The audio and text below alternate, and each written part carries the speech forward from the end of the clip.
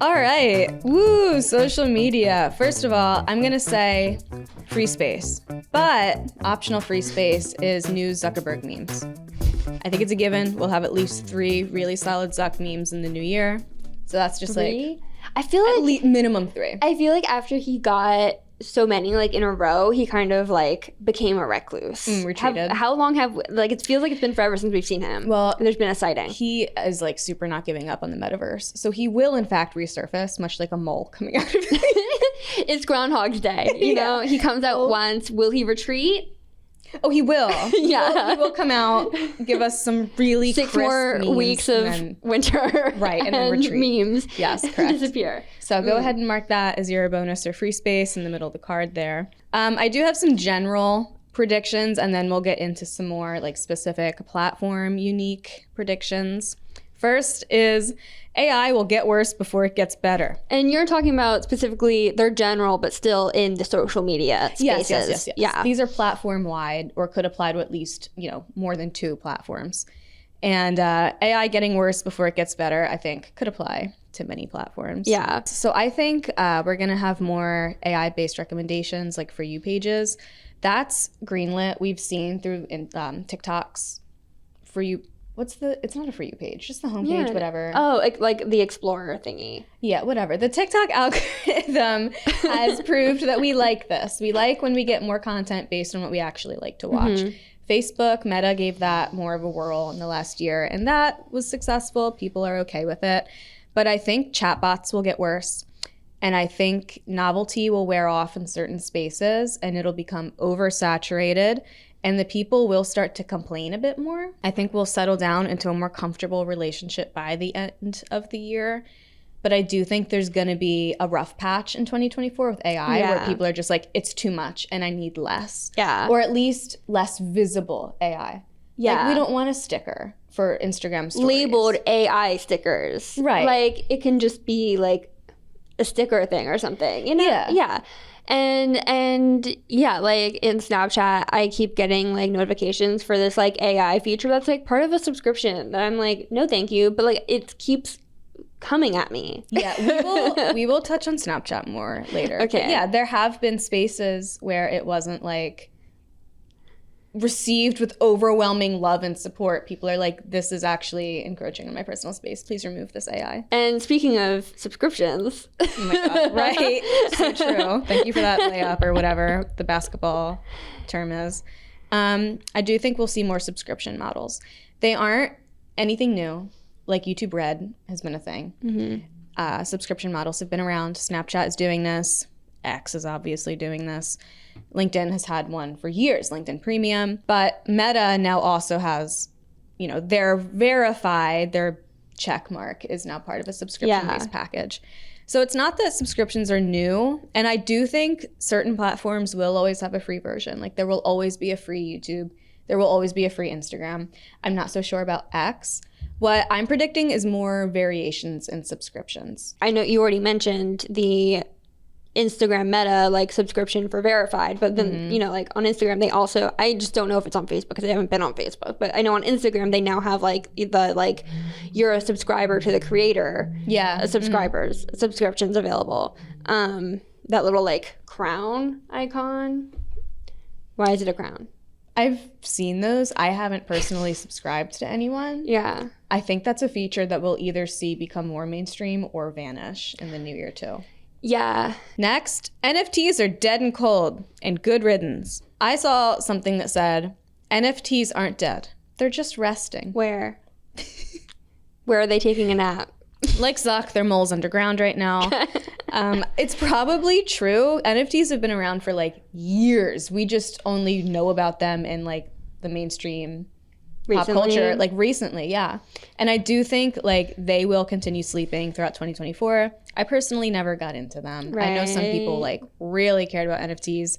I think they'll come back later, just not in 2024. Maybe they're on like a 20-year trend cycle or something. Maybe like I think the big thing is still working at the kinks of AI. And then maybe once that's settled back down, there will be a resurgence of NFTs. But like we're not going to hear much from them this year. I hope not. They took up lot of space. But honestly, did. I'm They not did really have a happy moment. with AI taking up that space either. No. It's not necessarily an improvement. Right. This is just like the trend of trends. Like something balloons and gets oversaturated, and then people are like, that's kind of enough, and it settles back down again, or it kind of like carves out its own niche. There's always going to be a niche for NFTs, just whether or not it's in like the mainstream again. Yeah. I don't think will happen next year. Our fourth prediction, someone introduces collaborative editing.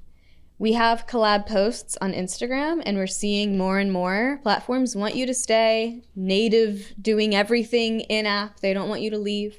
And I think that's the next stage of editing in-app, is having some kind of collab feature where it's like, no, you don't need your friends to like send you the video they took. They can add it here natively. Yeah. And we've seen the success and growth of collaborative editing on design platforms such as Figma. Right. We know and use all the time. So yeah, it makes sense that would also, they would try to bring that to other spaces. Yeah. I think it'd be really cool to have on YouTube, but I think YouTube's too big for it, honestly, especially with all the long form content. Yeah. See, that's where I think it is like more helpful though. It would if you're be. working on like, like a big video project. Right. And in that space, you would more so have like an editor that you're working with. Yeah. Yeah. Like to be able to leave notes to the editor in natively. Totally. Like Frame.io, Yeah, but in YouTube. That would be so awesome. I would like that better. It would. But I do think we're going to see it roll out, or at least be in like beta testing this year with TikTok or Instagram first, since they are like in so much competition to like have like the latest and greatest features. The next trend I think we'll see in 2024 with social media is authenticity over relatability. We saw this with Tube Girl. It's not very relatable to be like so loud and confident like in public like that. Most people aren't comfortable with that. Yeah. But she was just being so authentically herself and so confident that people were drawn to that anyway. You don't need to be like so relatable to the vast majority or whichever group is most popular. And, you know, we saw recently with Victoria Beckham claiming to be from a working class family and getting clocked right away, being like, no, you weren't. Like your dad dropped you off, I think, in like a Rolls Royce. Like what was the car? What was the car? Right. Like we don't force yourself to be relatable to the masses. Like be authentic. Next. Ads infiltrate messaging and then retreat. As social media becomes more so for entertainment than connecting like with your friends, like how it was when we were growing up as kids. Yeah. People have moved that aspect of platforms into messaging spaces. Like when I post to Instagram now, I expect people that I don't really know to see it. So there is that certain layer of polish that goes into something. Yeah. If you know like strangers follow you and it's not just friends and family. Whereas like I'm actually having conversations with friends in the DMs, like not in the comments like you used to. I think we'll see more ads in native messaging systems, and the people will either loudly revolt or just very quietly bounce to the next platform. Yeah. Because a lot of platforms are trying to mimic the success of WeChat overseas. And WeChat is used in Western markets very differently than it is used in Eastern markets. And it's just like this behemoth that everyone wants to be. It's like when everyone wanted to be TikTok. I think it's like the #1 app in China or something. So it's just another instance of like, I want to be as successful as that person. Let me try to be like them. Right. So they have ads in a messaging system, and I think they'll try to replicate that here. Yeah. But I don't think the Western, or specifically the American audience, will be too keen to see ads and messages. I think we're very much like about our privacy and like, don't be invasive, don't be in my personal space. And I think we're going to be like, ooh, you're invading my privacy, I need to leave. So we'll see. I think it'll be a big push, but I do think it'll retreat again by the end of 2024. All right, 2024 political ad predictions. This will be short and sweet. IG, Instagram will have the strictest rules when it comes to misinformation and declaring, similar to how you have to declare if you're doing a paid promotion now, you have to declare if you were paid or incentivized in any way to talk about any political candidate. There's going to be a lot of disclaimers on Instagram when it comes to the election season. I think X will have the most outlandish ads and the worst time during election season, and I'm very concerned. I think that, I'll tie it into a prediction later. I think it could really make or break X how they handle the election season. Because obviously with American politics right now, election seasons are touchy and misinformation is a touchy subject. And if they don't handle it correctly, they could see themselves devolve into truly just like a political forum. And that's not who they want to be. That's not at least exclusively who they want to be. Yeah. So I think X will have the worst time and Instagram will have the strictest rules. But I think we'll appreciate that. And so as users, we'll have the best time. So my 8th and final general prediction, it's the creator economy tier list. Who is getting paid in 2024? Coming in at number 1, YouTube will continue to dominate. And I'm not talking about one-time payout or even like ad revenue specifically. I'm talking about consistency and reliability. Because TikTok Live is paying out really well, but TikTok has like had some issues with like really stabilizing their creator economy. So I think YouTube is just going to continue to be, if not the highest paying, just like the safest place to be as a creator who's making either their full income or like a partial income on social media. Yeah. But under them will be TikTok, because TikTok Live is a good paycheck for a lot of people, but it's not necessarily consistent, and they've had trouble, again, stabilizing their creator economy. They had a fund, and that kind of like went away a little bit. But I do think in this new year, they will find a way to stabilize how they pay creators. I think Instagram and Facebook are really gonna come up and make waves. Monetization is a new feature on Instagram now, and creators that hit certain marks can monetize. And we're obviously gonna see a lot more reporting on that and how that really comes to shape in the new year.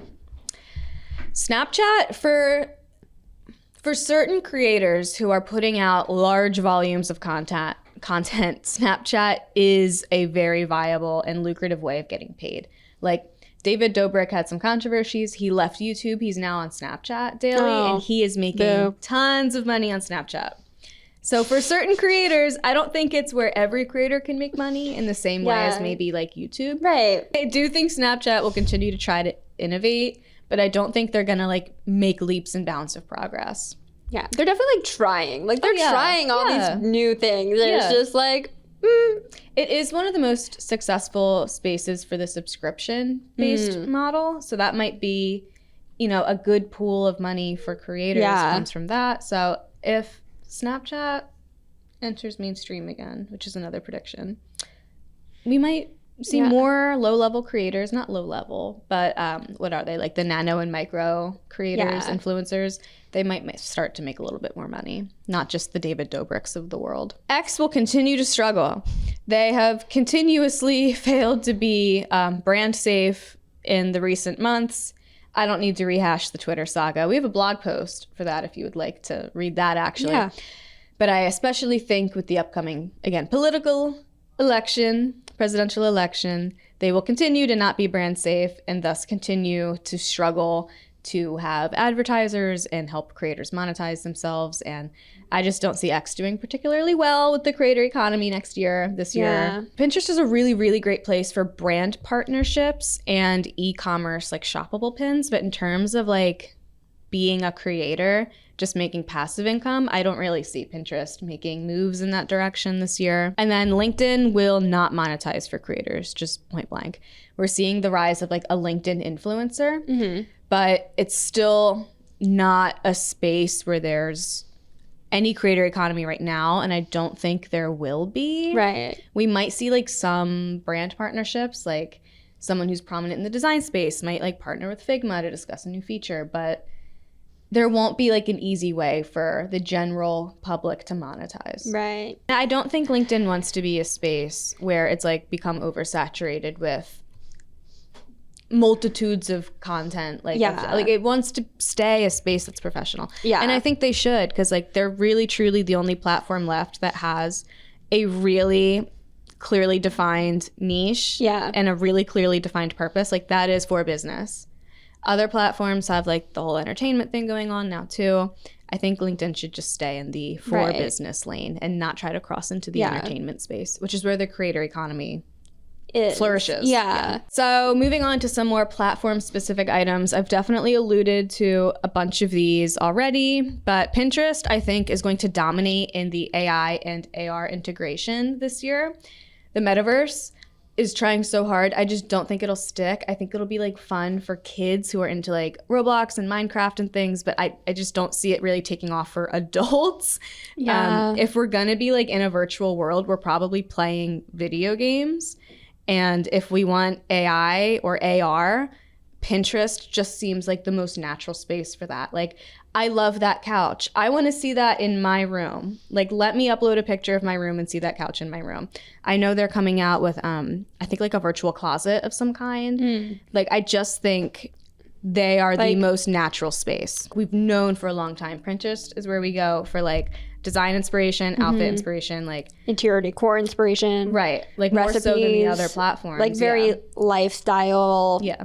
Useful, not just like lifestyle aspirational. Right. Yes. So they've already definitely started with the AI AR integration.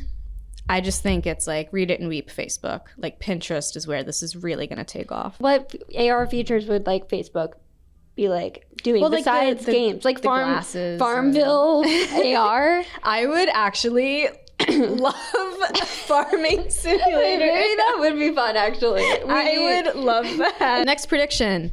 Twitter/X declares bankruptcy. Ooh. Dun, dun, dun. I Saucy. think the signs are there.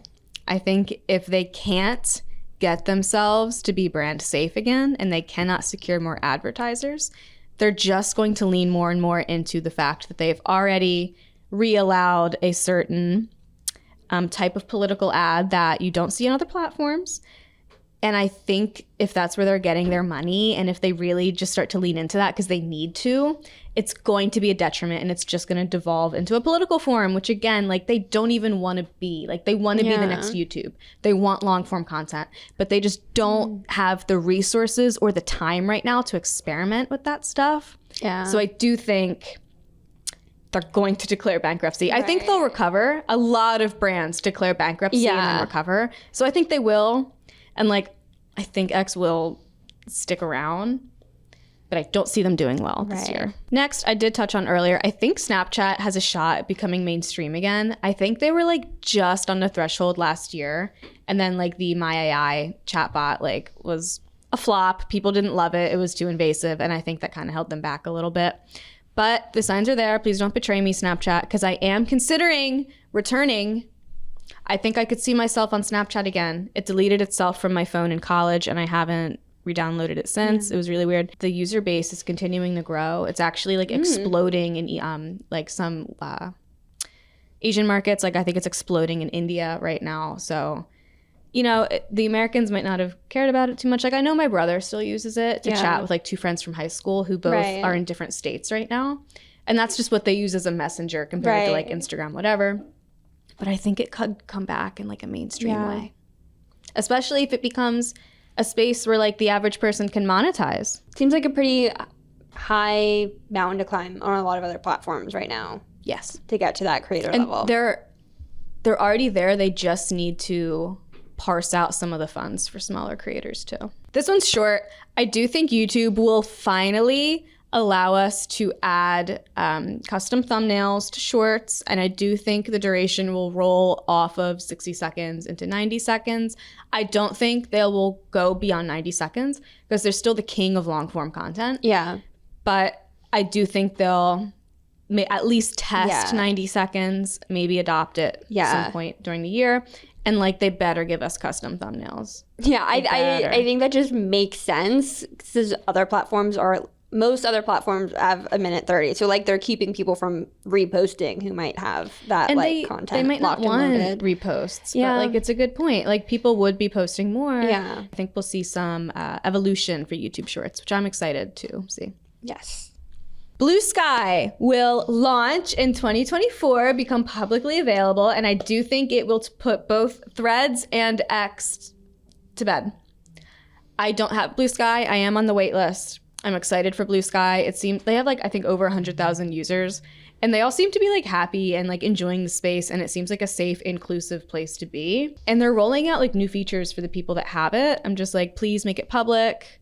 I do think once it goes live, it'll be like a staple. I think it'll become a new staple.